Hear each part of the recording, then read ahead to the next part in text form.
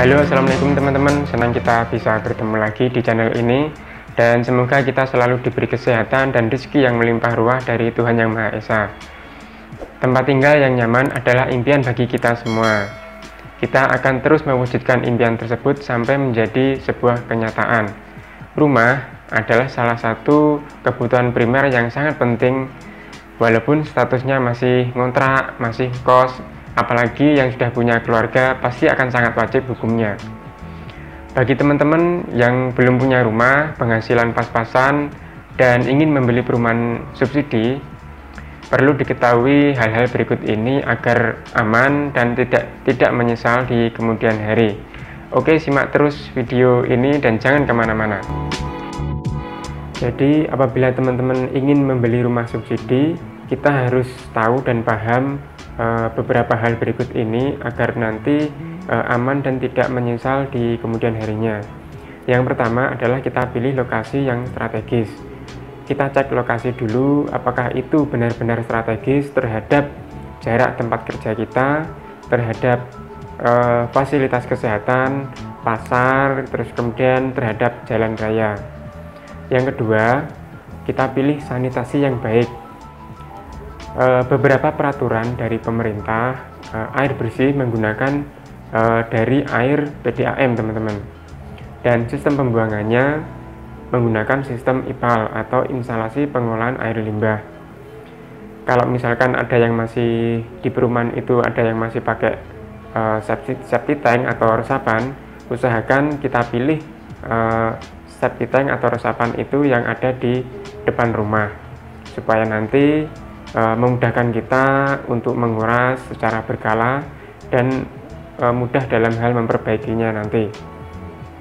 Yang ketiga adalah kita wajib menanyakan prasarana, sarana, dan utilitas umum lainnya atau yang disingkat dengan nama PSU, karena kita berhak untuk mendapatkan fasilitas tersebut. Contohnya adalah akses jalan minimal lebarnya itu ada 6 meter.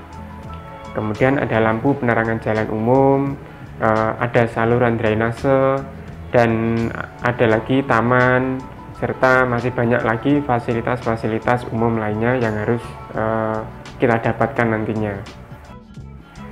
Dan yang keempat, kalau kita masih ngontrak dan mau ambil kredit perumahan, kita pilih kafling yang sudah terbangun perumahannya ya teman-teman, supaya nanti langsung bisa ditempati.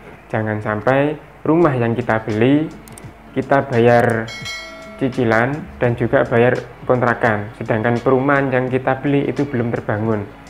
Nanti akan jadi beban buat kita, kecuali kalau gaji kita udah gede itu nggak masalah ya.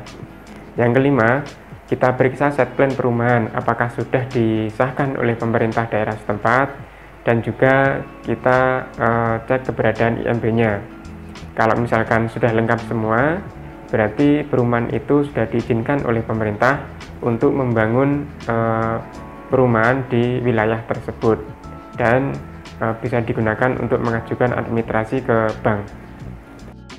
Dan yang keenam teman-teman adalah periksa reputasi pihak pengembangnya. Ini juga sangat penting. Kita jangan buru-buru kasih DP perumahan dulu. Kita periksa pengembangnya, kita datang ke kantornya, kita tanya-tanya tentang perusahaan dan perumahan yang akan dibangun. Kita tanya lagi tentang asosiasi pihak pengembangnya, dan apa yang perlu kita tanyakan saja, supaya nanti kita lebih percaya dan lebih yakin kepada pengembang perumahan itu. Yang ketujuh adalah periksa legalitas tanah perumahan. Apakah sudah di-split atau masih berupa sertifikat induk teman-teman. Kalau misalkan sudah di-split, itu artinya sudah bisa dijual kepada konsumen. Dan yang terakhir adalah sesuaikan kemampuan finansial kita. Kita harus mengukur, memperhitungkan kemampuan finansial kita untuk membeli atau mengangsur perumahan dan kebutuhan sehari-hari. Jika belum saatnya, kita harus bersabar dulu ya, jangan terburu-buru dulu.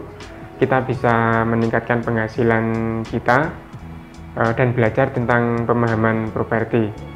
Sebenarnya kalau kita ingin ngirit itu mudah teman-teman, paling nggak kita harus tahu ilmunya dulu. Oke teman-teman, mungkin itu beberapa hal yang perlu saya sampaikan untuk membeli perumahan. Semoga bermanfaat.